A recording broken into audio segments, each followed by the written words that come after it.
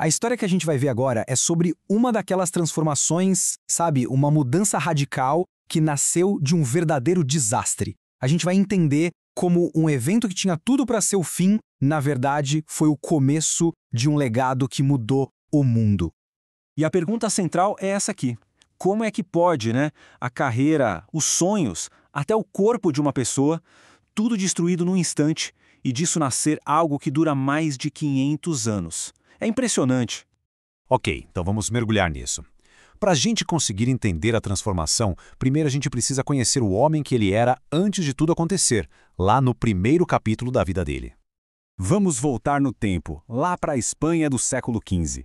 O nosso personagem é Íñigo de Loyola.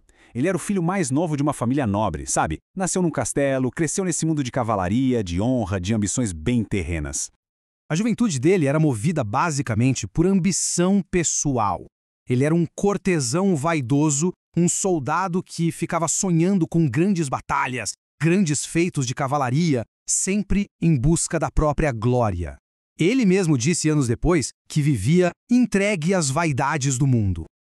E então, num único momento, essa busca sem fim por glória foi interrompida, e da forma mais brutal e inesperada que se possa imaginar. Essa linha do tempo aqui mostra bem o caminho. Depois de anos construindo uma carreira militar, tudo chegou num ponto crítico em um único dia. 20 de maio de 1521, na Batalha de Pamplona. Um dia que mudaria o destino dele para sempre. Imagina a cena. Ele estava lá defendendo a cidadela de Pamplona contra os franceses e, de repente, uma bala de canhão o atinge. A perna direita foi estilhaçada, a esquerda gravemente ferida. A carreira militar, o maior sonho dele, acabou ali mesmo, no campo de batalha. Fim de jogo. A recuperação, de volta ao castelo da família, foi um processo longo, agonizante. E para passar o tempo, todo entediado, ele pediu para ler seus livros favoritos, aqueles romances de cavalaria. Só que não tinha nenhum. Os únicos livros disponíveis na casa eram A Vida de Cristo e um outro sobre a vida dos santos. E foi lendo essas histórias que uma coisa muito louca começou a acontecer. Uma nova ambição começou a brotar. Ele começou a comparar os feitos heróicos dos santos com os dele e um pensamento não saía da cabeça. Ué, se São Francisco e São Domingos fizeram isso, por que eu não posso fazer também? E aqui está o ponto-chave. Ele começou a prestar atenção no que sentia por dentro. Quando ele sonhava acordado com glória, com fama militar, sentia uma alegria que passava rápido. E logo vinha um vazio, uma tristeza. Mas, quando ele se imaginava, imitando os santos, vinha uma paz, uma alegria profunda que ficava. O que ele estava descobrindo ali, na própria pele, era a arte do discernimento espiritual. Essa capacidade de perceber esses movimentos internos, sabe? As consolações e as desolações, para entender para qual direção a vida o estava chamando de verdade. Essa descoberta interna levou a uma ação externa muito drástica. Ele não mudou só de ideia, ele decidiu mudar de vida, abandonar completamente quem ele era antes. Em 1522, no mosteiro de Montserrat, ele fez uma série de gestos muito simbólicos. Primeiro, uma confissão que durou 3 dias. Depois, passou a noite inteira em vigília. E ao amanhecer, ele deixou a espada e a adaga no altar, deu as roupas de nobre para um pobre e vestiu um tecido simples, rústico. Ali, ele se tornou um peregrino. A jornada dele o levou para uma caverna, em Manresa, onde ele ficou por quase 1 ano só rezando e fazendo penitência. E foi ali, nessa experiência super intensa, que ele começou a fazer as anotações que mais tarde se tornariam a base da sua obra mais famosa, Os Exercícios Espirituais. Inácio percebeu que para ajudar as almas, como ele dizia, não bastava só a devoção pessoal. Ele precisava de mais. Precisava de conhecimento e de companheiros.